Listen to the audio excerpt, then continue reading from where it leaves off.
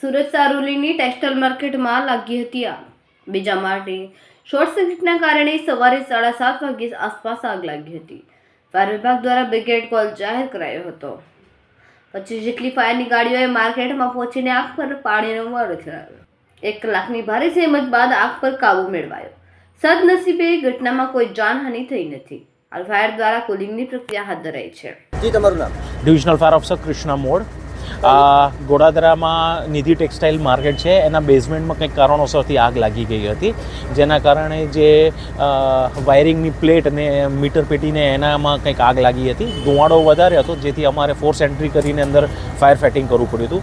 ઘટના સ્થળ ઉપર 15 થી 20 ગાડીઓ હાજર છે અને પરિસ્થિતિ કાબૂમાં છે, કંઈ બહુ વાંધો આવે એવું છે. यहाँ पे 7:20 के आसपास फायर ब्रिगेड कंट्रोल रूम में कॉल आया था और यहाँ 3 गेट से गाड़ियाँ जब पहुँची तो अधिकारी कर्मचारियों ने जब देखा यहाँ पे तो पूरा मार्केट में स्मोक था और ब्रिगेड को डिक्लेयर किया. उसके बाद में तमाम अधिकारी कर्मचारी यहाँ पहुँचे फायर ब्रिगेड के और करीब 20 से 25 गाड़ियाँ यहाँ पहुँची हुई है.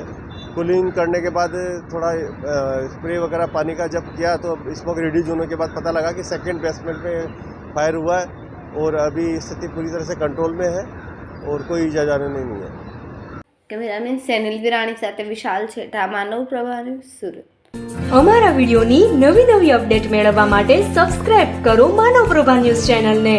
બેલ આઇકન ક્લિક કરો લેટેસ્ટ વિડીયો સૌથી પહેલા મેળવવા માટે.